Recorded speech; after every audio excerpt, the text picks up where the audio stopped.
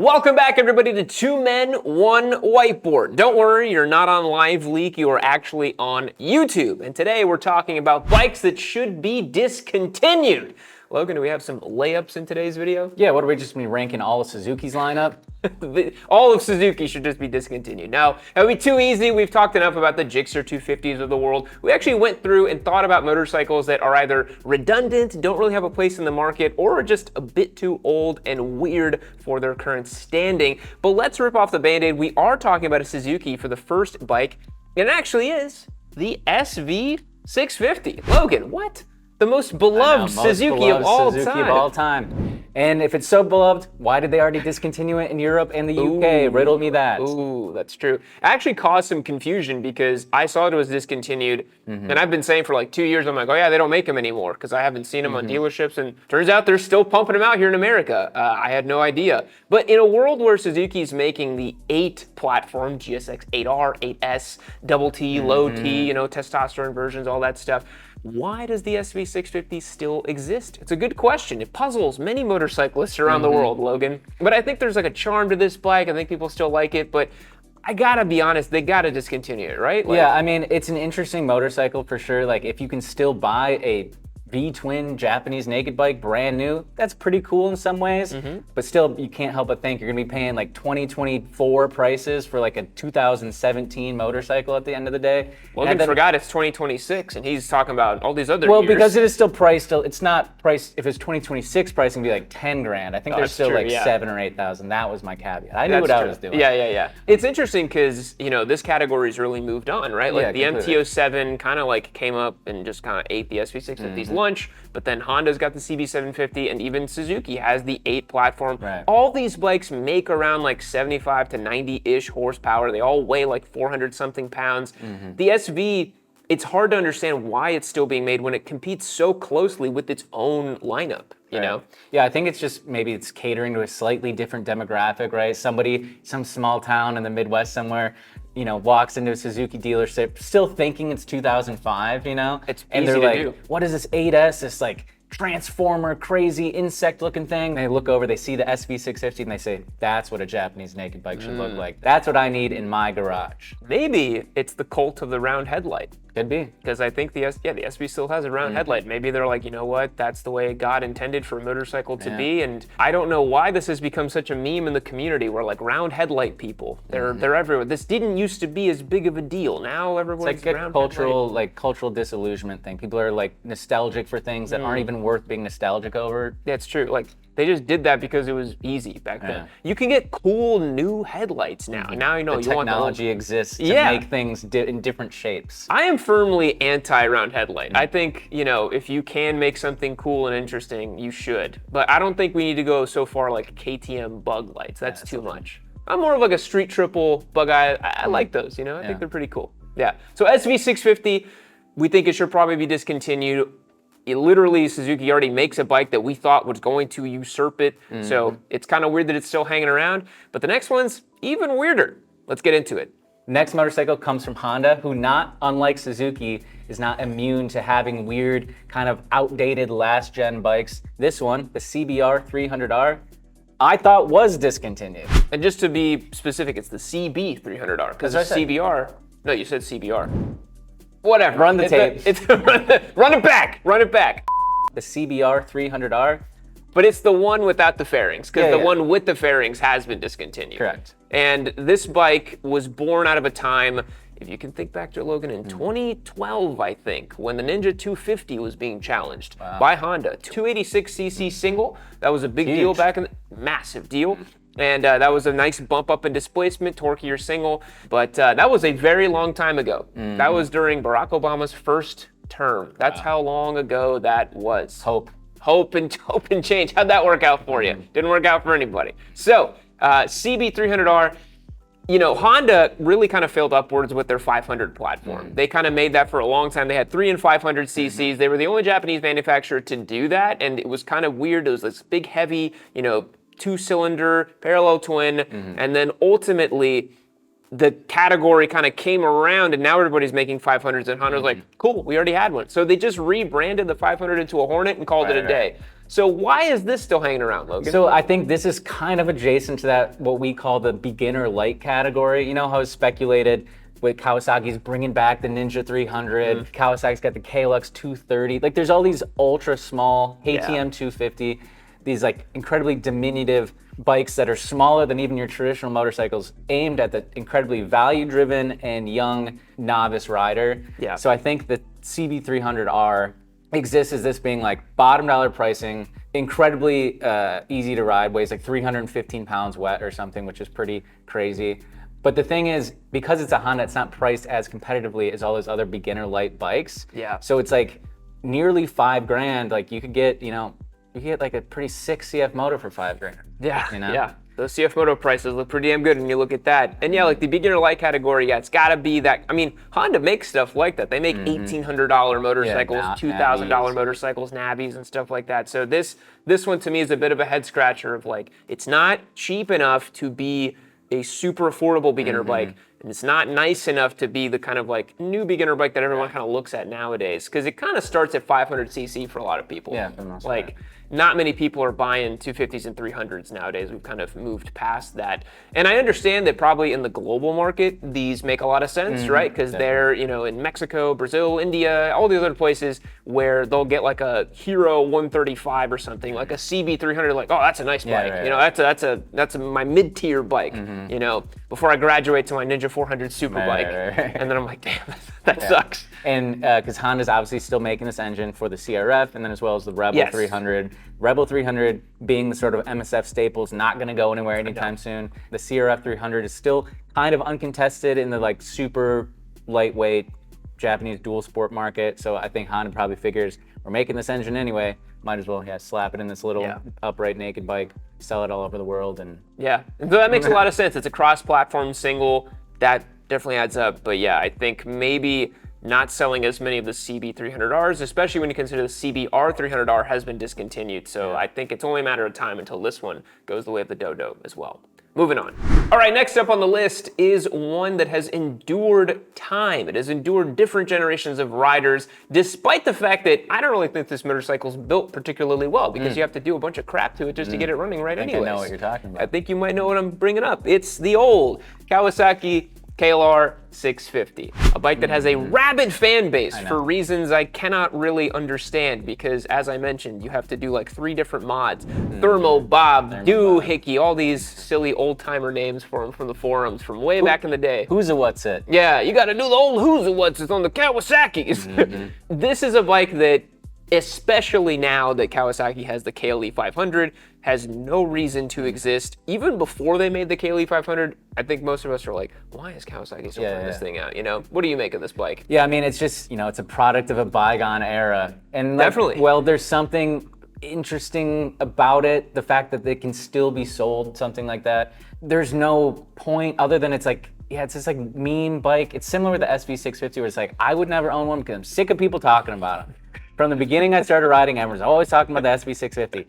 Get a new motorcycle. So anyways, the KLR650, it finds itself in a weird spot because the category has moved on to stuff like the T7, you know, and very high performance 2-cylinder adventure bikes, Touareg 660, that are very highway capable, pretty off-road capable. The KLR fails on both those fronts. It's not as off-road or highway capable as those bikes. But there's another twist to this, Logan. It's not as charming or off-road capable as a XR650 or a DR650. Those bikes actually have pretty good off-road prowess. They come in well under 400 pounds. You know, if you want to do everything air-cooled dinosaur Japanese dual sport, you should probably go for that. So I think the KLR has never really done anything that great. And people say, that's its charm. It's this lovable donkey and blah, blah, blah. I'm like, yeah, but why would I buy a bike that doesn't do anything well? Literally doesn't do anything well. Doesn't go off-road well, doesn't go on the highway well, it's vibrational, it's littered with problems that you have to fix from the factory.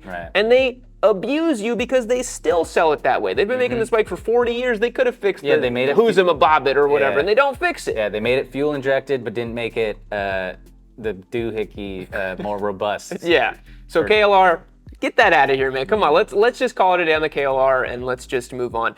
Honestly, Kawasaki should have the baby ADV, the KLE500, and then make a T7 competitor. I mean, it's high time Kawasaki makes a proper parallel twin anyways, right? So that's just my opinion, which is why you're watching the damn video. moving on. So I'm glad I got this one. I do not like this motorcycle. It is the Yamaha Bolt R-Spec. Release your ire on the world. Why should the R-Spec be discontinued? Because, okay, Japanese motorcycle brands can make cruisers, but they have to do it their own way. Honda Rebel, great example. Everyone loves the Rebels from the little ones all the way up to the big one. The Yamaha Bolt is a Toys R Us, Fisher-Price looking ass Sportster made of plastic, and it sucked. It's not cool, and it's not interesting, and it's certainly not fast. No one's asking it to be, but it's the cruiser. It just sucks. It fails in every single way of what a cruiser is supposed to be. I mean, honestly, well said. I also think that it's just a bad motorcycle. Yeah. It's prone to speed wobbles. It's not built particularly well. It doesn't have that kind of like charm that you find in the old air-cooled like Sportsters and stuff, you know? Like I've literally ridden a Sportster and a Bolt back to back, and I just like really couldn't believe how poor the Bolt was. It's got CF Moto vibes. Yeah. It's like that CF Moto's cruiser too, where it's like, why would you ever want that? Yeah. Yeah. I mean, I don't understand why Yamaha just doesn't take the CP2 and just make like a Rebel competitor. Right. That should just be like a no-brainer, right? And I'm gonna have a whole video coming out about like why I think Yamaha in the next 5 to 10 years, if they don't change a couple things, they're kind of screwed. That's a whole other topic, but it kind of starts here where like there's no strategy around this bike. It was definitely built of a time where I think the Japanese were just trying to do the metric cruiser thing, but copying Sportsters. How many brands have tried this? I know. Tried and kind of failed. Only one motorcycle has endured, but we might talk. It still maybe made the list. Yeah, it did make the list. But that one, I think, it's better than the Bolt R-Spec. for sure. We'll talk about why that is. But yeah, like we've said this before, where like Japanese cruisers are best when they're doing their own thing. Every motorcycle and motorcycle brand is best when they're doing their own 100%. thing. I think any brand that tries to be another brand or tries to do something else, it just falls so flat. It's like when BMW tries to make something like cool and sporty and exciting. You're like, you're a touring bike company. Just do the touring bike thing. Or like, you know, Ducati tried to make that cruiser, the Indiana, like back in the 80s, and it was like, what the hell is even that, you know? Right. Like, there is a fundamental DNA to each motorcycle company that I think should be respected. And I think the Japanese, for a while there, like in the late 90s, early 2000s, maybe it's because the good times are good, and they're like, we can pump out anything we want, you know? But this bike, I think, is very emblematic of it. What's up with the R-Spec? What is that? Come on. It's like, oh, Yamaha R bike. Oh, our Bolt is R-Spec. What on God's green earth makes it R-Spec? There's only one R word I would associate with this motorcycle. That is a very good call out. And why don't we end it there on the Bolt before we start to get demonetized? Moving on. Woo, boys, I'll tell you what, I never get tired of listening to this Aprilia 210 V4. It sounds so good. And if you want to make it sound so good in your own driveway, it is a giveaway bike on my website, yamanoob.co. Click the link down below, become a member today, support the show, and get access to win our incredible Aprilia 210 V4 factory. Now let's get back to the show. Also, we didn't say it at the top of the video, but these are in no particular order. These are actually ranked just based on what we wanted to talk about first that we thought would capture your attention, holding on to your retention for sweet life. The next motorcycle I'm talking about, Logan, is, you know, we're seeing a theme here. Bikes that have been supplanted by their own manufacturer, bikes that are just doing stuff better. And head scratchers, definitely from a price perspective. We talked about the CBR or the CB300R. Some of those bikes are like, why are they so expensive? This one I think really takes the cake. It's the Tiger 900 GT Pro. $17,000 for this thing. What? Because it's the Pro. It's not just the Pro. The Pro is like $3,000.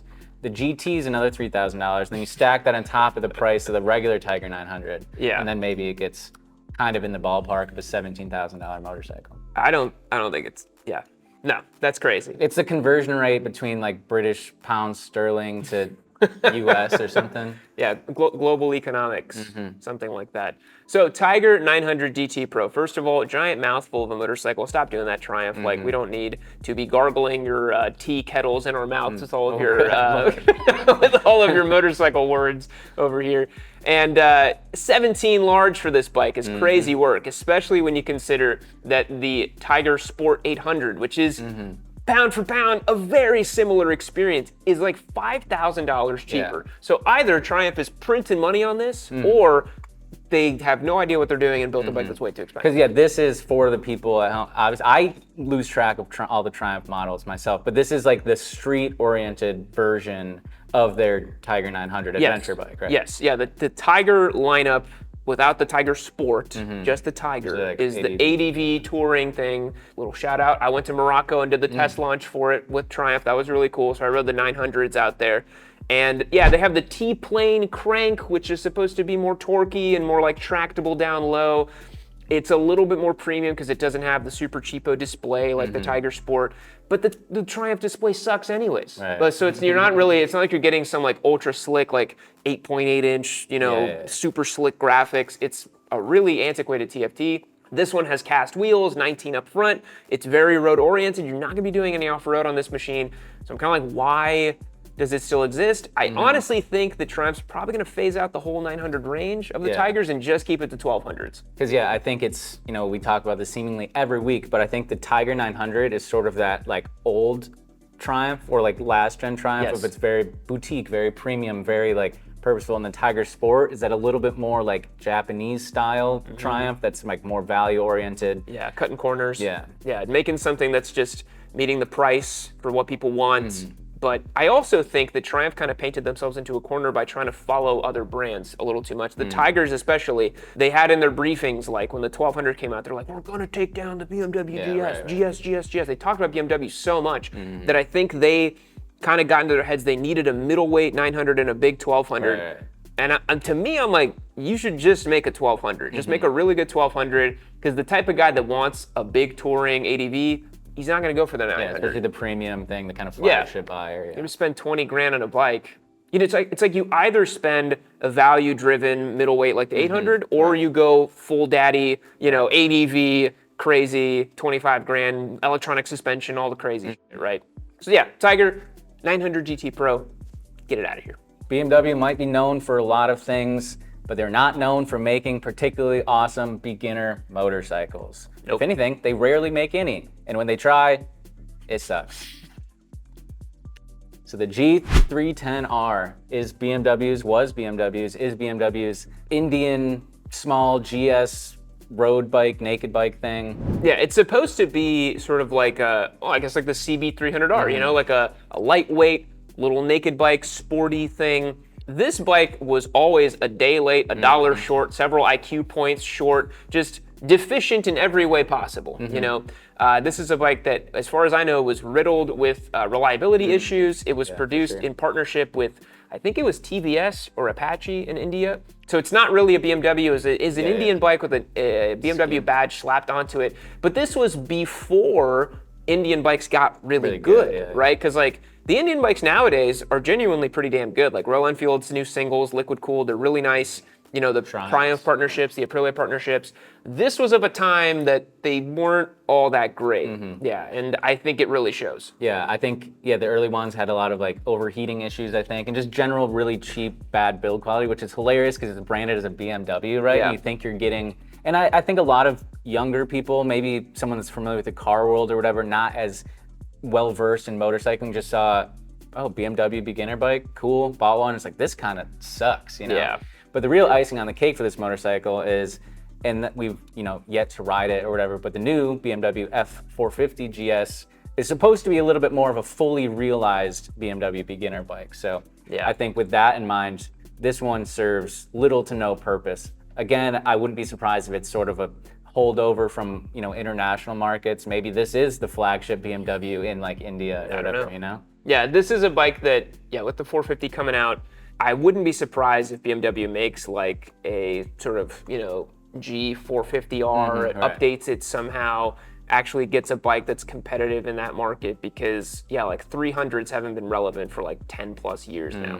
And it's weird that BMW is still making it. It might be one of those bikes that they're just hoping that like a very low information buyer just shows up at the dealership and thinks, oh, look, a BMW beginner bike, and they just buy it without ever really thinking about it too much, which that buyer does exist, And honestly, in the world where you have like autism levels of spreadsheet analysis in motorcycling, I think it's actually quite charming to just like walk into a dealership and be like, I just want a motorcycle, just buy one. But they do always say too, it's like you don't want to buy the cheapest product from like the premium brand. True. You know what I mean? Very true. Yeah, that's very true. And you got to remember too, there's a reason why it is built the way it's built with that BMW badge, right? Like you're better off buying like Logan said, a mid to low tier from a brand that's known for making that stuff rather than the only entry-level beginner sport bike thing that BMW makes. Probably not a good idea. I've ridden one of these bikes. I really don't like them. They're just rough and not well executed. Yeah, and most people that own motorcycles, whether that motorcycle sucks terribly or not, tend to simp and cope for their motorcycles. We've seen firsthand on the AMU Discord, there are former and active BMW 310 owners telling people, don't buy this bike. This bike sucks. And that's rare with motorcycling. Yeah. Most people would defend their bikes to the end of the earth. G310 owners are like, don't make my mistakes. Yeah. The G310's tagline is, it sucks, but you get used to it. Yeah. And that's pretty brutal. Next up is a bike that marks a lot of confusion for me, why it even exists still in the manufacturer's lineup. It's another Yamaha, and this one I have a personal beef with because I'm upset about Yamaha for a lot of things. But the XT250, Yamaha's venerable, lovable little air-cooled dual sport, Logan. Oh, so charming, so fun. Come on, anybody could buy one. If I may get on my soapbox here. I did it for the Bolt. Yeah, if I may get on my soapbox. This bike costs very close to what a CRF 300L costs, okay? So first of all, what is even that, right? It's like $5,100 for this bike. You're getting a air-cooled 250 that's a dinosaur of a motorcycle where you can go to Honda, get a 300 that's liquid-cooled, much more capable. So first off, pricing makes no sense. Second of all, Yamaha, you discontinued the WR250R, but you're still making this. At least you still make the TW200, which I love. Cool motorcycle, very unique. But I don't understand why the XT250 is still hanging around, Logan. Right. I don't get it. I mean, it's got to just be like farmers or something, like buying. I really don't know who buys these. And yeah, in a world where they still make the T-Dub, that can be the super antiquated, funny little air-cooled dual sport bike. And then if you're gonna have a second dual sport, make it a cool, modern, contemporary one that competes in reality. Like, yeah, the XT250, it's like, unless you found one used on Marketplace for like $1,500, like, what are you doing? Yeah, You know? Imagine buying one brand new, spending like $6,800 out the door for an XT250. Oh, I bet the salesman's like, I can't believe this happened today, you know? It's like, I'm taking my kids to Disney World. He's ringing the bell in the back. He's like, we did it, boys. The final one's sold. It's just a weird holdover. Yeah, and it's not charming in the same way that like an XR650 or a DR650 is, where like they've been around for so long and they actually have some acumen. And it's not funny and interesting enough from the TW200 perspective. Yeah, Yamaha should probably just discontinue this and bring out like a WR300 and just, compete with the CRF. And the KLX. Yeah, and the KLX and all that. But like, you don't have to make something super high grade. Their new WR125 has like variable valve timing, which I'm like, why? That's crazy. I'm not asking for that. I just want a WR250R with a slight displacement bump. That's all I'm asking for. Because the WR had an amazing high-grade engine that, valve checks were every like 26,000 miles. The damn thing just wouldn't break. It was, very reliable, very robust. And now we're stuck with this. We've talked about it before. It feels like the tiny homification for sure. of motorcycles, where it's like we used to have really nice high-spec bikes. Now you're stuck with that. Micro living, yeah. It's just sad. It's just sad. All right, last bike on the list. What could it be? Let's see. You got the good ones today. I am honored and delighted to have yet another metric cruiser feel the blunt of my scorn. Except I'm gonna be a little bit nicer this time. The last bike that should be discontinued is the Honda Shadow. And again, I'll be a little bit nicer this one. It's a caveat of why I think this motorcycle should be discontinued. It's not because it's bad. It's not because it's old and outdated and slow, which all may be true. It's because there are so many Honda Shadows already in existence. If you ever wanted a Honda Shadow, you should not be buying one new. It's like how, neuter your pets. If you wanted to adopt a dog, there's already dogs born that exist that need homes. You know what I mean? 100%. For the rest of humankind, there will be more Honda Shadows available than the people who want them. That's very true. So stop making them. Just let them all exist. They run forever. They're super bulletproof. Super simple, just like old school metric cruiser, back when metric cruiser was like kind of its own thing, in the 90s and 2000s. There's enough of them already. Stop making them. Yeah, and I like this one because it's at least liquid cooled, and it is a V-twin, which is a little more aligned, I think, with what a Japanese cruiser should be, but not as heinous as like a Vulcan 650 or whatever, where it's like a parallel twin, lazy sport bike engine shoved in a cruiser chassis. You know, it's a V-twin, it's a liquid cooled, it looks kind of cool. I totally agree. There's way too many of them already. Like, why are we still making them? And, you know, much like the other bikes you talked about, in Honda's own lineup, they already make the Rebel 300, 500, 1100. Right. And what does the Shadow 750 serve? Like, basically nothing. Yeah, it's just like this sort of like demographic split, you know what I mean? Of like Shadow owners and Rebel owners. Go to any trailer park in America and there's 6 Honda Shadows like parked behind the shed, you know what I mean? Yeah.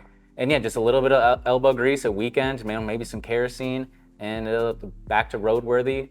Yeah, no, they literally will run forever. And we've seen that. You know, we did a couple of them on our It Came From Facebook episodes where they're a dime a dozen. They go for like pennies, like $1,800. You get a perfectly serviceable motorcycle. I think brand new, these are over $7,000 or $8,000. Yeah, so I'm like, well, why would you do that, you know? And I kind of think back to like Honda's era of like making cruisers. They had like the Shadow, the Magna, like the Rebel. Like they really tried hard, I think, with the branding to be like, we gotta get like the corn-fed American cool guy on the Sportster. You know? I mean, and in their defense, I think Honda was then, maybe still is, like kind of the most American Japanese motorcycle manufacturer. You know, with all the research and development they did with the Goldwing, and then the sort of Marysville, Ohio factory. Like I'm pretty sure that's where they made the Shadows, at least for a long time. And even like I grew up, in rural Michigan. Everyone I knew, most people I knew growing up rode Harley Davidsons. My stepdad had a Honda Shadow. There you go. But he wasn't clowned on. It was just like part of the crew. You know? Yeah. So. And that's pretty cool, right? And it just, I would like to see a resurgence in Japanese cruisers come back. Like I think like the old VMAX ads where like it lines up at the light and just smokes everybody and takes off. Like that's cool, you know? I really hoped that when Kawasaki put the patent down on the Eliminator name, I thought it was going to be an H2 Eliminator. Ends up being a beginner bike. That's okay. But yeah, I think I would like to see a resurgence of Japanese cruisers being Japanese cruisers again. I think we really need that. And honestly, right now, Ducati's kind of holding that down with the Diavel. That's like the best and closest thing we have to like weirdo muscle cruisers. I guess the Rocket 3 too, right? But I feel like we're missing that. Some Japanese bikes should step up and make a crazy cruiser again. Yeah, I mean, one of the closest holdouts still, I think they still make is like Suzuki's like M109. M109R. Yeah.